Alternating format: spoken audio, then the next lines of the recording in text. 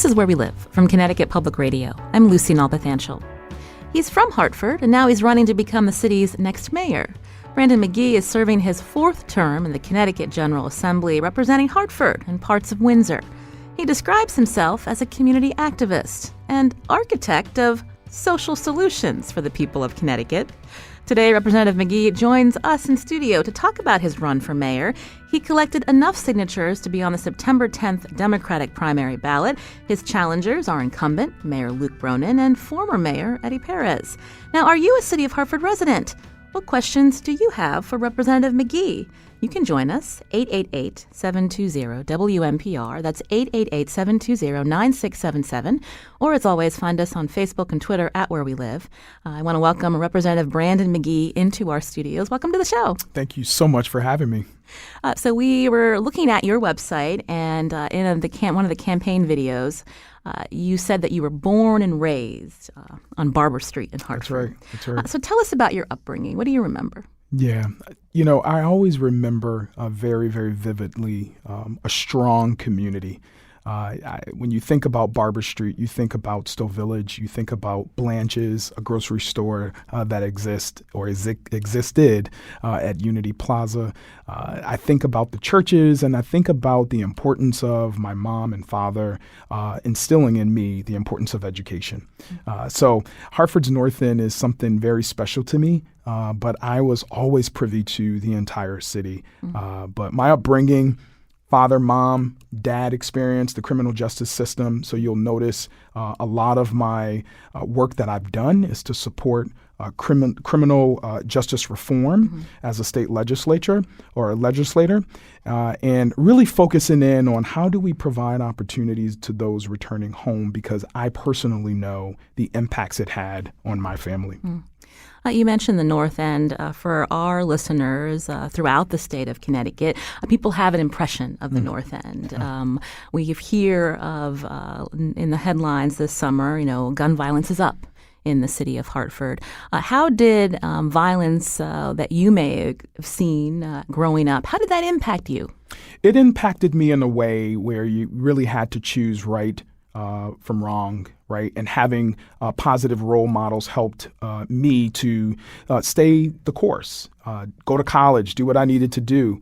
But the difference between then and now is I believe we lack a plan that would support the overall structure that we need for our young people. But most importantly, it allows for our local nonprofits, our policemen and women, and the community to work together to address this uptick in homicides. I mean, we're at number 19. One is too many. And so, we're void of a plan. And right now, Hartford, unfortunately, when you turn on the news and you said it, people are like afraid to come into Hartford. But I got to tell you, Hartford is a beautiful place with amazing people in it. It's also a city with city challenges, but challenges that we can overcome if we have a plan and a leader that's intentional about addressing those concerns. I mentioned you're serving the fourth term in the Connecticut General Assembly. So the state of Connecticut, the General Assembly, they have a role to play as well. We hear Governor Lamont, like previous governors, allocating more money to help the major cities in Connecticut, including Hartford, deal with violence. Sure. Is that an appropriate strategy? What hasn't worked from looking at the past? Again, because suburban residents see money being thrown at cities like Hartford, and there's not change. Great point. Thank you. That was a hot button question. But I do recall serving. I'm currently chair of the Black and Puerto Rican Caucus. And for us, we are extremely excited about the resources that we've been afforded to allocate to nonprofits in our respective communities.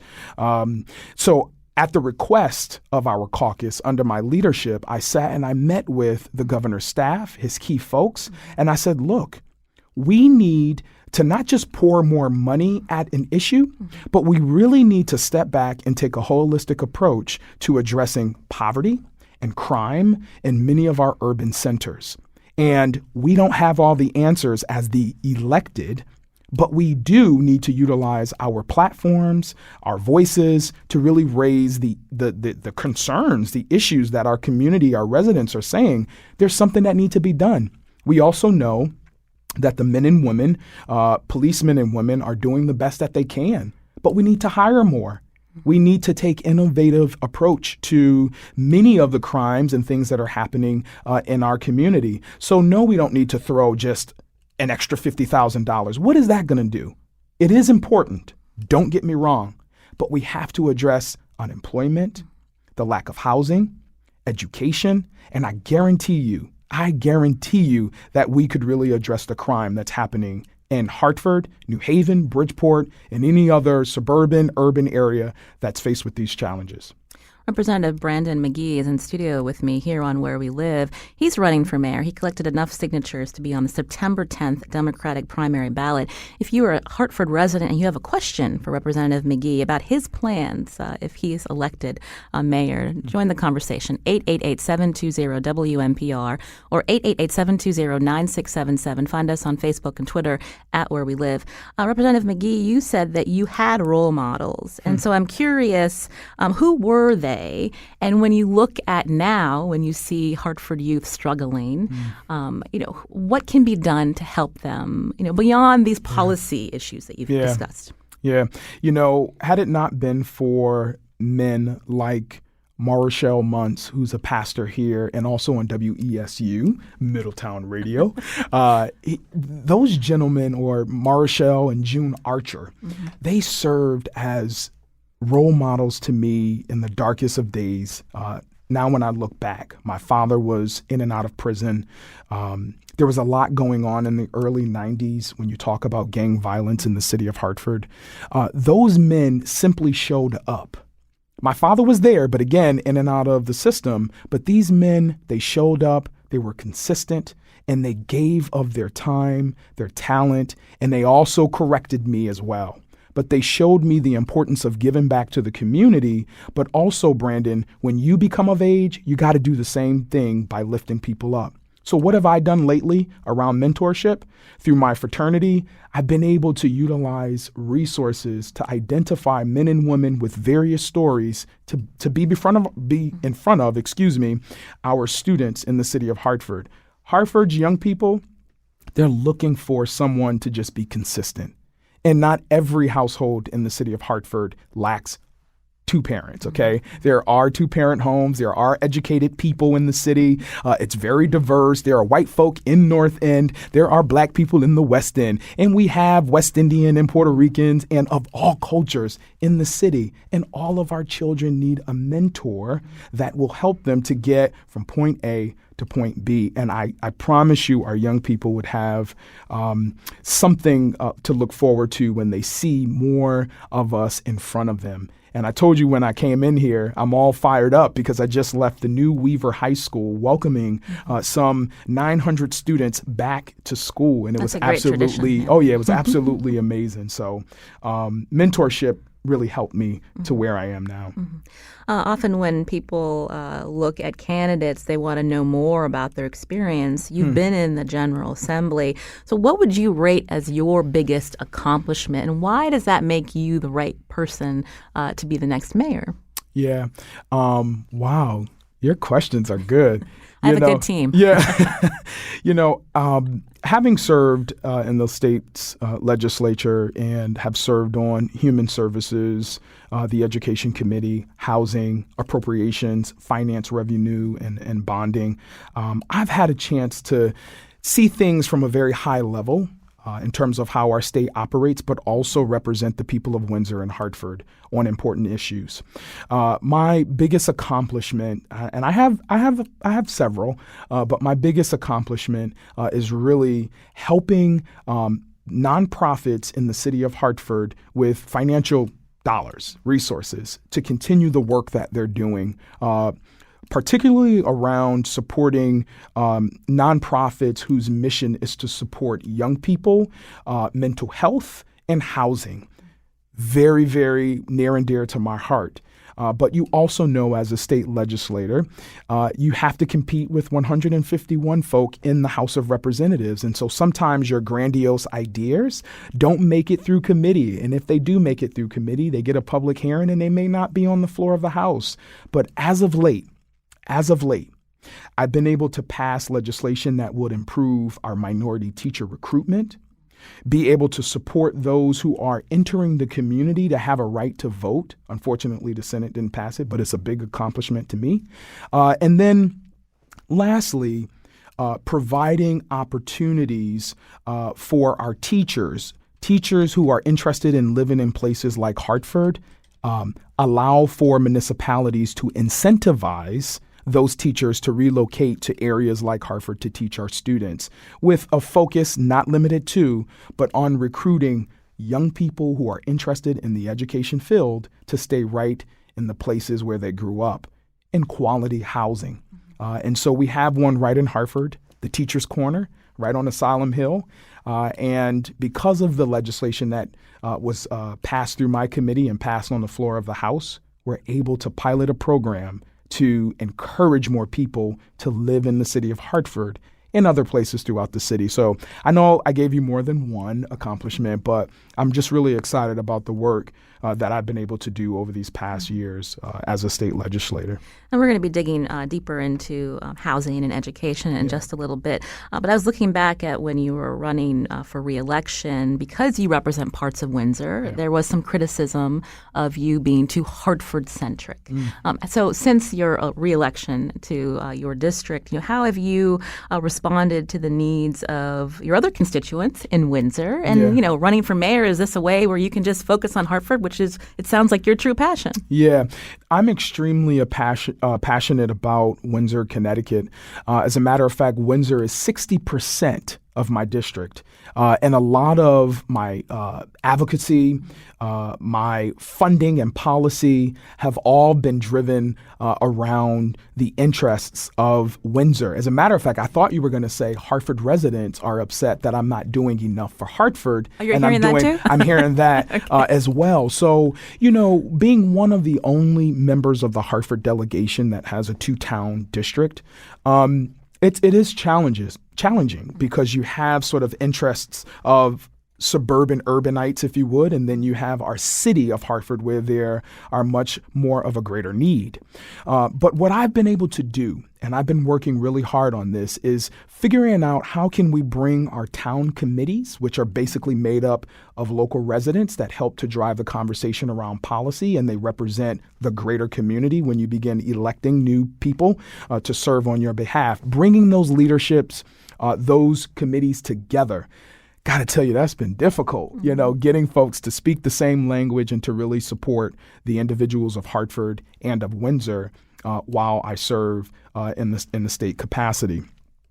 But I am interested in really helping out in Hartford. But win or lose, I'll still be here and representing the people of Windsor in Hartford, Connecticut. So I'm not quite sure where that comment comes from, because clearly over the past 4 terms, there have been huge support from Windsor supporting my leadership. But also holding me accountable. And I got a lot of those in Windsor and in Hartford. Well, maybe I'm wrong, but did the town committee in Windsor endorse your reelection? They've never endorsed my reelection.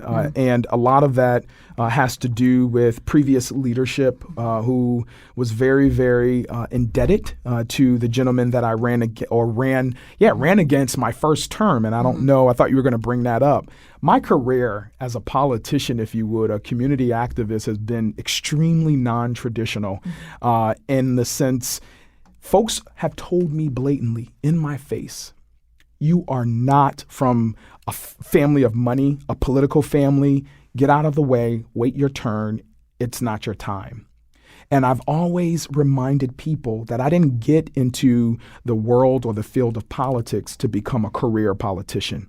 I'm here to help people, be a champion for people, the less fortunate, the vulnerable, and folks who are saying we want to do better in our community. And I am extremely privileged to be a state representative, because very few people have this opportunity to do such. So here we are, some 7.5 or maybe even 6-7 years later, still representing the 5th Assembly District. And I am extremely honored to do that. But we're here to talk about mayor. Well, you mentioned you've had people tell you get out of the way. I mean, you're running in a city. I mean, there is the Democratic machine that you need to deal with, and Luke Bronin is the incumbent. Eddie Perez, he's got support as a longtime mayor, former mayor now. But so, I'm just curious, like, how is your campaign gaining traction in the lead up to the September 10th primary? Who are the people of influence supporting you? Yeah. So, I started back in January 28th to be exact, and announced my candidacy right in front of the old apartment that I grew up in on Barber Street. And we had some 200 people at my announcement ready for change. That's choice for change, Rosie. Anyway, and so, when you fast forward, we've gone through some hot days. We've gone through, it's been a hot summer, door knocking and really engaging with people where they are. And you know what I've heard? Brandon, we want change. We want change, and here's why. You have our current leadership who came into office a year and a half in, and all of a sudden, we're declaring a candidacy for governor. What happened to what you said, right, in terms of helping our city to move forward, including our neighbors or our neighborhoods, our small businesses? None of that has happened. And to this day, I have community activists. I have young people. I have former state representatives supporting me and others throughout my journey. But I also know that there's been some threats from the establishment to certain people. You better not go out and support him. You better not do some things. And I just think, at this point, it's called a democracy. And if people are interested in running for an office, people are interested in helping their city to move forward, why should my hands be tied? And so I'm not doing this for any fame. I'm not doing this because I want to get at a particular person. I'm doing this because I believe in Hartford, and I really want to see something new happen in our city. Before we head to break, how would you rate Luke Bronin's job as mayor the last few years? You grew up here. You went away to school. You came back. Does he deserve any credit for some of the accomplishments? Some people might look at more development in downtown and helping a city that is plagued by, high mill rates, and that can also impact people being able to open a business. Yeah, I'm extremely excited about our downtown development. I think any city that is on the rise or, has the opportunity to really grow, that's amazing. But it only gets better when you allow for the very neighborhoods that make up our city to be a part of the conversation. I realize that a lot of the developers that have been attracted to our city are following the trends downtown. You need to have conversations and be intentional about development throughout our entire city. What does that look like? Let's attract some of our developers to relocate some of their business in our local neighborhoods. Provide them with opportunities to do business. Then in return, that foot traffic would help some of our local mom and pop shops to do better, be better. Provide loans and opportunities for those businesses in our neighborhoods. Why is it throughout our city we don't have any full service grocery stores? Let that settle with your listeners. Why is it that many of our folks in our city have to experience slum landlords? Why? And so if you have a mayor with intentionality that understands the plight of the residents in our city, man, Hartford would be a better place. Representative Brandon McGee in studio with me here on Where We Live. I'm Lucy Nalpathanchel. He's running to be the next mayor in the city of Hartford. That primary is coming up September 10th. We're going to continue our conversation with him. You can join us too, 888-720-WNPR, 888-720-9677, or find us on Facebook and Twitter at Where We Live.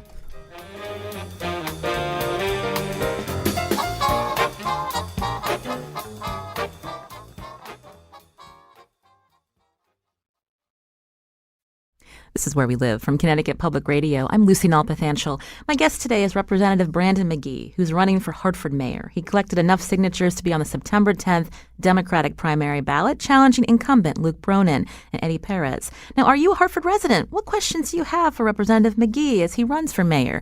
The number 888-720-WMPR or 888-720-9677. You can find us on Facebook and Twitter at Where We Live. Representative McGee, we have a tweet from David who wants to know why you supported bankruptcy for Hartford. This is before the state agreed to do the bailout. To be exact, I did not support bankruptcy in Hartford. I think in the Hartford Current, I was quoted, "We need to exhaust all avenues," and we're still trying to research what's the best option for the city of Hartford. Having done my research, I then understood that filing for bankruptcy would really just clean out our pension system. And that's something that we didn't want to do. And we needed to meet with city officials who didn't want to share a lot of information with us. We had to meet with attorneys and really figure out how can we get Hartford back on the right footing. And thankfully, we have leadership that in Representative Matt Ritter, I guess that's a shameless plug for him, who helped to direct those conversations alongside many of the Hartford delegation to bring Hartford to where we are today. It took a lot of getting beat up by our colleagues because they're like, dude, you guys are asking for more money. What is it, Hartford? Get your act together. And thankfully, many of our colleagues in the state legislature, they understood the importance of helping the capital city in the time of need. So I did not support bankruptcy for Hartford, and I will never support bankruptcy in Hartford. But I do believe we have to continue to be extremely lean, but we have to be innovative in approaching many of the challenges that we have in the city of Hartford when you talk about being fiscally responsible. Mm-hmm. Part of that is, negotiating contracts with unions, and that's something that the incumbent has done. How would you deal with, dealing with unions Sure. when the contracts are up and the city has to remain lean? That's right. What's your strategy? I remember some years ago, it's probably 3.5 years because contracts are up next year. This current mayor literally asked for concessions that were just killing the unions. He literally wanted to get rid of collective bargaining. He wanted to literally destroy unions. Many unions came to the state capitol lobbying the Hartford delegation for support and trying to figure out how can we get someone to just lobby for us. And we need you. It's interesting. I had a meeting this morning, at 6 o'clock this morning with our DPW folks, Department of Public Works, and, just talking about their concerns. And one of the things that they shared a lot, but one of the things that they shared was, can we get a health plan that's not going to, pigeonhole us into a place where we have to choose between paying our rent and the medicine we need to remain healthy. And that's something that the mayor's office would have the opportunity to leverage through negotiations in good faith. Good faith. And it's important to say that, because if you don't go into conversations in good faith, then why are you meeting? And so I don't believe that this administration has done a great job in good faith meeting with many of our unions. And one might say, well, Brandon, they endorsed him. Well, let's talk politics. We all understand that. And I'll leave that there. So, I respect my brothers and sisters out in the field and fighting for union rights and what they do. But I want them to also remember what happened 2.5, 3 years ago. We're going to take some calls from City of Hartford residents. You can join us too, 888-720-WMPR. Hector is calling from Hartford. Hector, go ahead. Yes. So I'm calling just regarding, I have worked for the city for many years as a youth also, and I overcame struggles within the city. Now I'm a property owner and just, trying to live the American dream in Hartford, but I feel like all the taxes and stuff that they have put us on, as far as even landlords with the water bills and everything else, it's hard to overcome those struggles. So you want to hear more from Representative McGee on what he could do for landlords like yourself?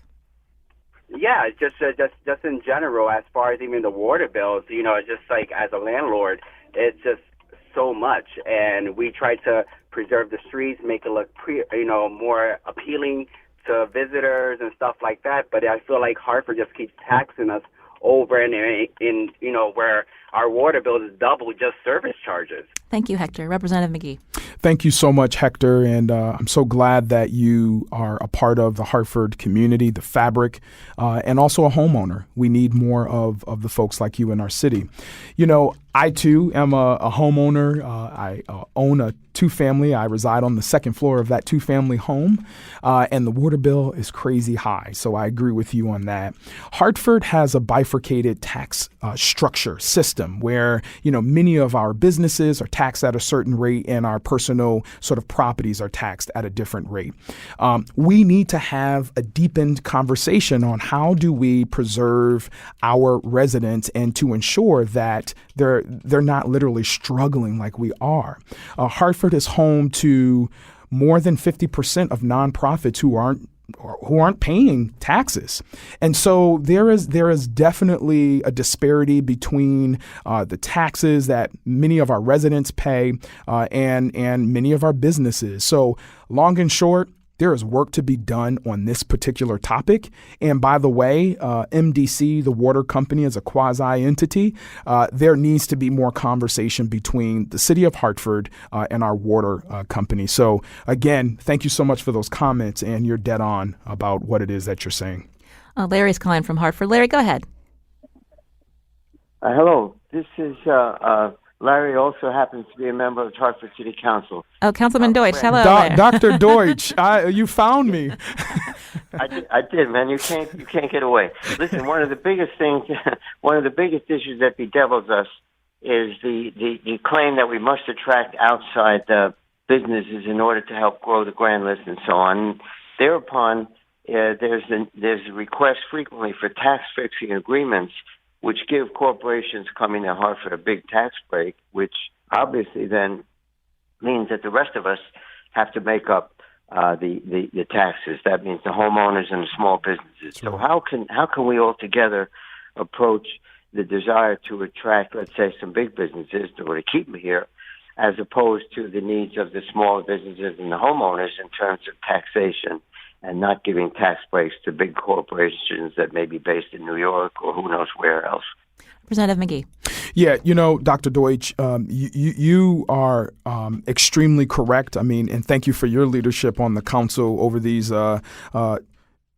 20 plus years. You still look very young, so I'm glad that you're still working. But you bring up a good point. Hartford, especially under this administration, have given a lot of tax breaks, if you would, to many corporations that are not from this area. And you know what? Sometimes it does take incentivizing businesses to relocate to do business in our city. But one of the things that we lack in our city is really having a marketing plan, something that says, for your employees, big company looking to relocate here, we have walkable neighborhoods. We have rich culture in each of our neighborhoods. And you know what? There is innovation. Many millennials are looking for communities where they can thrive. And if we're not being a champion for our city, guess what? Folks don't want to come here, and we literally have to buy them to get here. So it's sort of both and. You have to have a plan, you have to be intentional, and we have to utilize the talent that we have in our city and right at City Hall. I don't want to run out of time. Madison is calling from the south end of Hartford. Madison, go ahead. Hello. Hi. I have basically three questions. I've lived in the south end of Hartford for 25 years, and I've seen an increase in three very terrible situations. One is the aggressive drivers. I call them vehicular terrorists. Wow. Anybody who comes to the south end of Hartford has to deal with aggressive drivers who accelerate through red lights. They don't stop at stop signs. Your intersection can be the last intersection of your life. So the second thing is the daily sidewalk filth. There's been more littering in the south end of Hartford than ever in the past 25 years. And the final one is decibel violations. The sound in the city, there must be laws on the books that need to be enforced. The noises in here by the motorcycles and the fire trucks, everything is just way beyond. Well, thank you.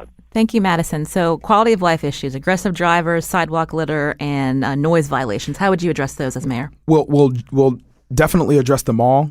Bulky waste was horrible, and I think you will agree to that. You drive through the city, you see mattresses and all this stuff sitting in front of folks' houses. But I started off this interview talking about the importance of supporting DPW, Department of Public Works, right? You support them. Trust me, there will be an increase in an emphasis on public quality of life in our city. And then, it's really simple. Policy is important. You work alongside your city councilmen and women to enforce these policies that we have on the books, noise ordinances and the like. And you know what? I would be remiss if I didn't say I am praying for the families who have lost loved ones because of hit and runs. And we've had quite a few of those in the city of Hartford. So there's a culture that we need to shift in the city. And I agree with you, Madam from the South End. Thank you so much for calling in. So how do you shift that culture?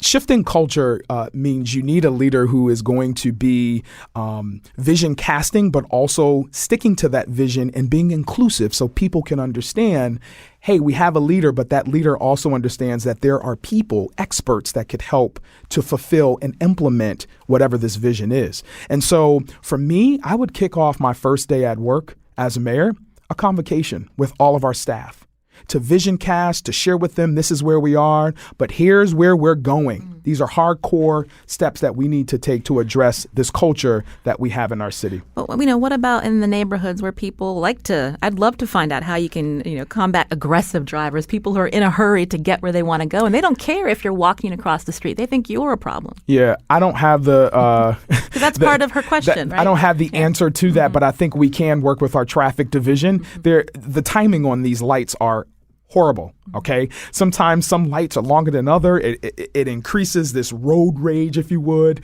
But, again, you got to create a culture where there are opportunities for people to just be who they are, but not run folks over. And that's what's happened in our city. I mean, people have literally lost their lives. And it's really bad. So I look forward to working with you over there on the South End to really come up with some meaningful solutions that would help us to address this issue. And I don't know if you're a part of your local revitalization zone, but I'd love to have further conversation with you. Before we let you go, Representative McGee, something that is a longstanding issue, not just in Hartford, but because we're talking about Hartford, it has the education system. In some neighborhood schools that are ailing because of the chef legacy. I know on your website you said that, maybe not closing all the neighborhood schools shouldn't be an option. But if they're ailing and the school is trying to move forward and trying to have, a better community, how would you, as a mayor, deal with this achievement gap and the fact that, some of the children are just not getting a quality education? Yeah. Kudos to all of the Hartford Public School staff, its superintendent, and really, fulfilling the plan that she has for the city: consolidation, addressing culture, data, et cetera. But, I am a product of both Hartford Public Schools, and back then it was called Project Concern, which is the Chef versus O'Neill case. I would work closely with the plaintiffs because a lot of conversation is held behind closed doors, and then they kick it over to the state legislature and expect us to respond to it. But we got to dive deeper and let folks know that while Chef v. O'Neill, it's original intent was to integrate our school system, we've gotten far beyond that. Now we have enrollment issues in the city of Hartford. We need to figure out, number one, yes, we had to consolidate. I supported it. But you can't consolidate to the point where you believe that that's the way to fix the problem. There are some things that we continue to do, right? And we do it, and we do it, and you know what that means, right? And so we need to take a different approach to addressing Hartford's disparities. Have you had a conversation with the superintendent about this? Because that is her plan. I have. I have. And when she came early on as superintendent, she did her round robin. She met with everybody to really, share with us what she planned to do in the city. And I support her wholeheartedly. But I said this earlier. You cannot say, we're only going to focus on education to address the achievement gap. You're going to have to look at unemployment, housing, mental health, all of the above. And so you have to take a holistic approach to supporting our students where they are. We are not in the 1960s, 70s, 80s. We are going into the 22nd century, okay? And we have to figure out how to meet Hartford students and parents, grandparents, and whoever else are guardians. We have to meet them where they are. And there are some students who literally go to school hungry. There are some students who go to school having couch surfed, and figuring out where they're going to lay their head. We have to have an innovative approach to supporting our students. And you need a mayor who's going to support the superintendent in what he or she does. And in this case, Dr. Leslie Torres. We're talking to you because the primary is coming up September 10th. I mentioned you're on the ballot, collected enough signatures, challenging incumbent Luke Bronin and former Mayor Eddie Perez. So what are your plans if you don't come out on top? Are you going to go back to the General Assembly? Is that it for you this time around, trying to run for mayor, or would you try to figure out a way to be on the general election ballot? Well, I'll be cautiously optimistic in that I would be on the general elections ballot. No, I did not get the 100 signatures to be on the ballot should I not win the September primary. I think that would be enough, and I will return back to my job as state representative for the 5th Assembly District. But right now, I'm in this to win it, and I'm not going anywhere. So I am delighted to be on the ballot, having collected those 2143 signatures, and the rest will be history. Well, I want to thank Representative Brandon McGee, one of the 3 mayoral candidates in Hartford on the September 10th Democratic primary ballot. I appreciate you coming in. It's been a pleasure. I appreciate you having me. Thank you so much. This is Where We Live. I'm Lucy Nalpathanchel. Coming up, we're going to get some analysis about the Hartford mayoral race from Hartford Current reporter Rebecca Lurie. You can join us too. Find us on Facebook and Twitter at Where We Live.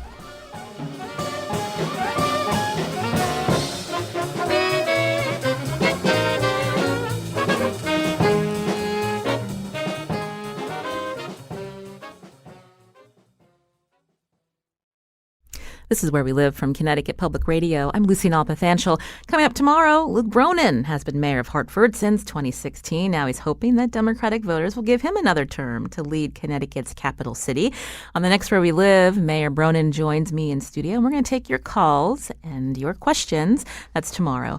Now, we just heard from Representative Brandon McGee. Again, he's running for mayor, collected enough signatures to be on the September 10th ballot. And to hear more about this Hartford mayoral race, joining me now in studio is Rebecca Lurie, reporter for the Hartford Current. Rebecca, welcome to the show. Thank you for having me. So respond to that interview with Representative McGee. Anything that stood out to you since you've been covering the campaign much more closely than us? It was really good to hear him kind of go into some specifics that he has gotten from talking to people in the city. His conversations with the folks in DPW, for instance, was really interesting. He said that people are having to choose between whether they pay their rent or they buy medications under these new health plans. And that's not something that has been a big talking point in the race so far, the effect of things like health plans in the city. And so I'm interested to hear how the incumbent, how Luke Bronin will respond to that and what Brandon McGee's plans might be for moving forward. And that was an outcome of concessions under Luke Bronin, these plans that the unions have? Yes, part of the city balancing its budget in the last couple of years was a lot of labor concessions, a lot of money that the unions gave up in benefits. And more recently, there's a new health plan move. And actually, when Councilwoman Claudine Fox recently announced that she was leaving City Council for a new position, she said that part of her interest in looking for another job was the health plan change, causing a strain on her household. We had a listener tweeted us about what they believed Representative McGee actually supported bankruptcy for Hartford. Representative McGee said that he was quoted in the Hartford Courant, and it appeared that he was in support, but he wanted more research at the time. How do you think he handled that answer? Is that accurate that he did not really support bankruptcy? I think that is, I think that was accurate. I think at the time, if people were saying that they weren't sure that was the right option, they weren't sure it was necessary to do right away. You hear that a lot from people that perhaps there were other things that could have been considered before moving in that direction, and perhaps Luke Bronin didn't explore those options as much because he preferred to go this route of asking the state to pitch in. And so it's sort of one and the same. Like, do you support pursuing bankruptcy right now, or do you support letting that sit and going in a different direction? Since you've been covering the Hartford mayoral race, you're also out speaking to city residents. Does Representative McGee have the right experience for the job? Do people know him and are really interested in what he has to say as he campaigns? It seems like Brandon McGee is very well known in the city, at least in the North End and among people who follow state politics and follow what's going on at the Capitol. And like he said, he's in charge of a caucus at the Capitol. I thought it was interesting that he said that people have told him that he should wait in line and he should get out of the way in this mayoral race. Or perhaps that was something he's heard when he was running for the legislature. I'm not sure. At least in Hartford, his experience seems to be pretty traditional. You have people who are coming up from community organizing who've won races all the time. This was the same thing with Eddie Perez when he was first elected to mayor. He was a community organizer who moved up into various leadership positions, including at Trinity College. And so I don't know why he thought that might not be something that Hartford residents would want to see.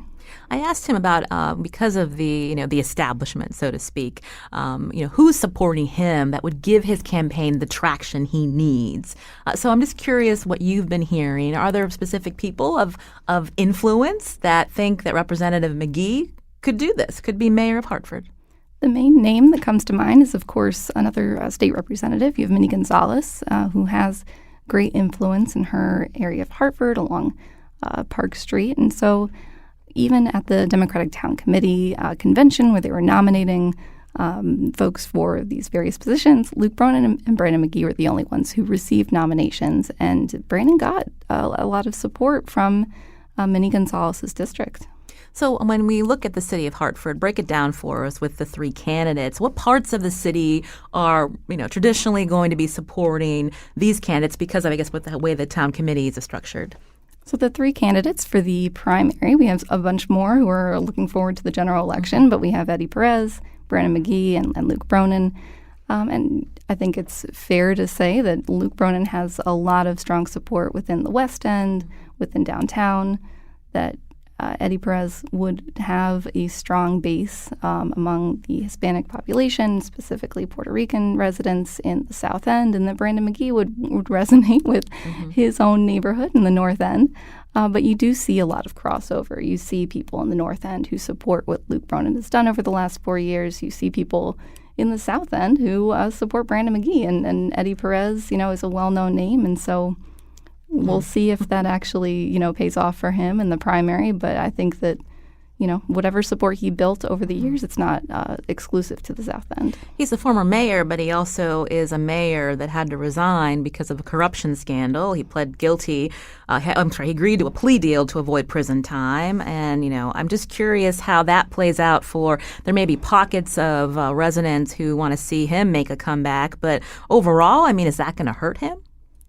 It hurts him among people who are worried about Hartford's standing in the state, whether he can, play well with people at the Capitol, whether they will kind of grant him the same legitimacy that Luke Bronin has and that secured him this bailout deal.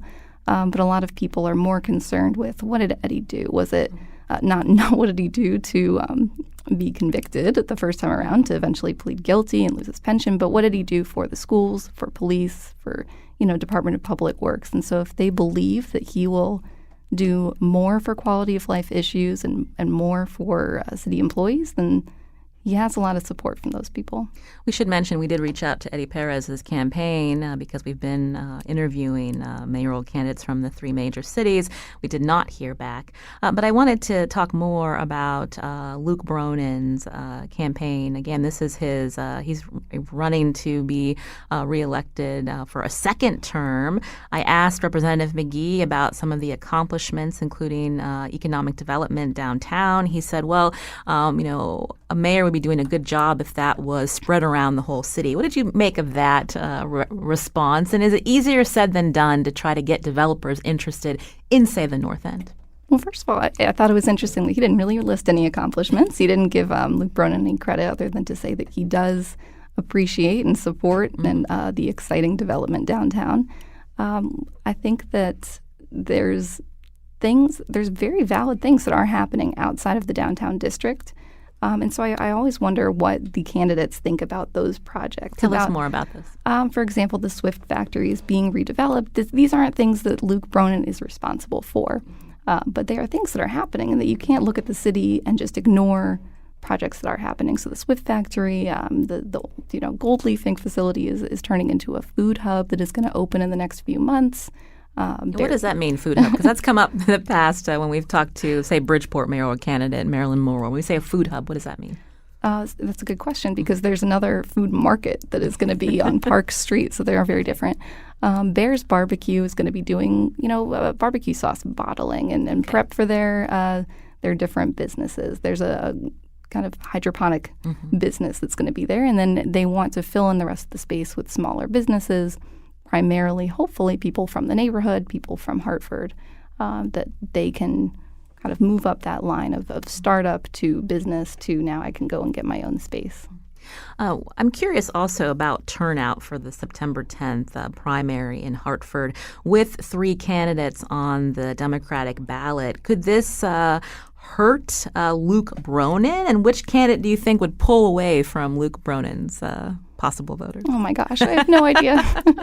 Putting you on the spot. Yeah. I've kind of just from looking at turnouts in the past, the turnouts are never going to be that high in a primary. What is it usually? Do you know? In Hartford, it seems like it's 8,000 to 9,000 voters in an election. Maybe I don't actually know if that's the most recent numbers. But in a primary in an off year, I don't know what we're going to see. But I think this race has been really exciting to people. I think that it's unusual how many Black candidates there are compared to last time. The number of forums that have been a little bit contentious and a little bit fiery. Hopefully that'll inspire people to figure out what they want and to say it now, because the results of this primary really do make a big difference for the positions people are in going into the general election. And I should mention, again, we reached out to all three of the Democratic candidates, and I said before that Eddie Perez campaign has not responded. But the Hartford Current and WTNH are hosting a debate, actually, next week. Tell us more about that. It is very exciting. So we are going to be the second debate partnering with a TV station in this next week. We're going to have just the primary candidates, Luke and Brandon and Eddie Perez will all be there. And we are, hoping to craft our questions a little bit around potentially what's still hanging after tonight. Tonight is a Fox 61 debate, and we want to make sure that people are getting a really good sense of the visions for each of these candidates and specific things that they plan to do for the issues that matter most to residents, whether it's public safety or quality of life issues like education. Of course, public safety is also quality of life, but, the potholes in the street and whether taxes could go up if the budget isn't balanced next time around. There's things people still need to know. I want to thank Rebecca Lurie for joining us today for some analysis on the Hartford mayoral race. She's a reporter for the Hartford Current. Rebecca, thanks so much. Thank you. And again, Mayor Luke Bronin will be on Where We Live tomorrow. Today's show produced by Lydia Brown. Our technical producer is Kyone Wolf. Herman Baskoff was on the phones today. I'm Lucy Nalpathanchel. Thanks for listening.